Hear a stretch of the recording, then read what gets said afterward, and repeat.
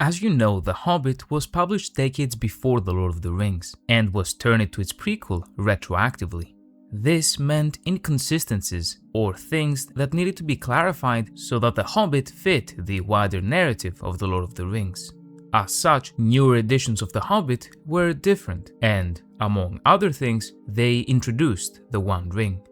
What a lot of people don't know is that Tolkien wanted to scrap The Hobbit entirely. This week on Ink and Fantasy, let us explore Tolkien's forgotten rewrite of The Hobbit. A defining characteristic of J.R. Tolkien's writing process was the professor changing his mind often. This would happen for a variety of reasons, ranging from coming up with new and more interesting ideas, fixing inconsistencies and plotlines, or straight up reconsidering the metaphysical foundations of his entire work. The problem with writing one of the most detailed and well thought out worlds in the history of literature is that the creation of Middle-earth was neither linear, nor did Tolkien have that intention from the start. To make a very long story short, over the span of about 4 decades, he wrote independent stories that eventually culminated into a single interconnected story that is today recognized as the Silmarillion and its world of Arda. The Hobbit had many ideas inspired by those other independent writings, but it was always meant to be its own thing at the time it was written. When the Hobbit publishers requested a sequel, and that sequel started to take the form of The Lord of the Rings, Tolkien made the conscious decision of connecting absolutely everything. The Hobbit became the prequel retroactively, as opposed to The Lord of the Rings being written as a sequel, and the Silmarillion's Arda became the foundation of both the world and its mythology. What this meant in very practical terms is that the original Hobbit story was not truly consistent with the supposed sequel that was The Lord of the Rings. In the 1937 first edition, in the chapter Riddles in the Dark, Gollum bets the magic ring willingly, and he and Bilbo part on pretty much friendly terms. Such a thing would obviously not match the themes that Tolkien was going for with The Lord of the Rings, and as such, Gollum became more aggressive, and the original magic trinket that was the Hobbit's ring was written to have a much more corrupting influence, in fact leading Bilbo to lie about what happened with Gollum. Funnily enough, in the real-life background, Tolkien had only sent the revision of this chapter to his publishers merely as a sample in order to show them the types of changes he wanted to make to The Hobbit in order to further connect it with The Lord of the Rings. What actually happened is that they didn't really reply, and the professor was surprised to find his sample writing as the new Riddles in the Dark of The Hobbit's second edition. And the third edition that did eventually come out changed only certain historical references connected to the Silmarillion, such as scrapping elves being called gnomes. And so, this leads us to the 1960s. By this point, Tolkien was still writing and rewriting the Silmarillion, and constantly changing his original mythology, expanding upon it and rewriting what he expanded upon, a trend which continued until he passed away in 1973. This is the primary reason why Christopher Tolkien was able to gather so much material to publish, giving to us an insight to the history of Middle-earth and his father's intentions. At any rate, in the 1960s, Tolkien began a full rewrite of The Hobbit.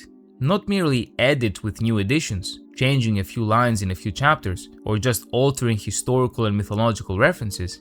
Instead, this was meant to be a full rewrite of the book from scratch, in order to fit with the themes and the story of The Lord of the Rings.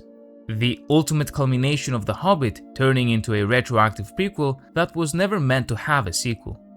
This led to 3 fully written chapters before the project was fully abandoned following comments that it was not really The Hobbit anymore.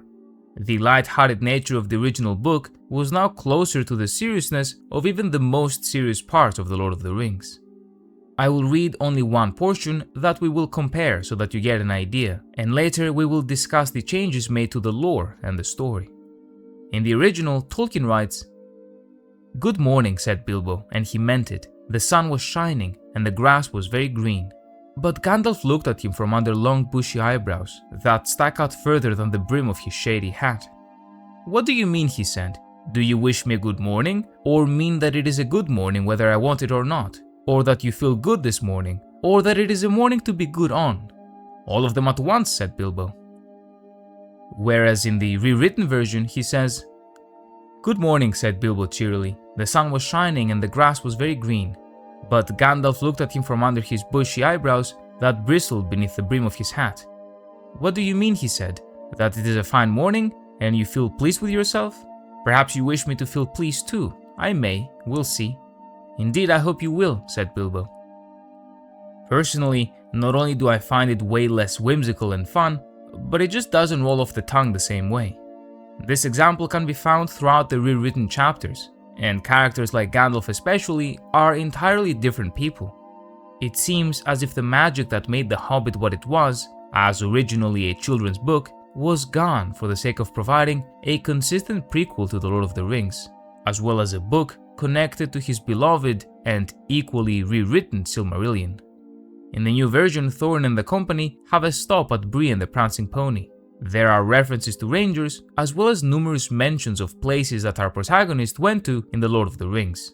There is also some new lore that Thorin and his lads are the first dwarves to ever step into Rivendell.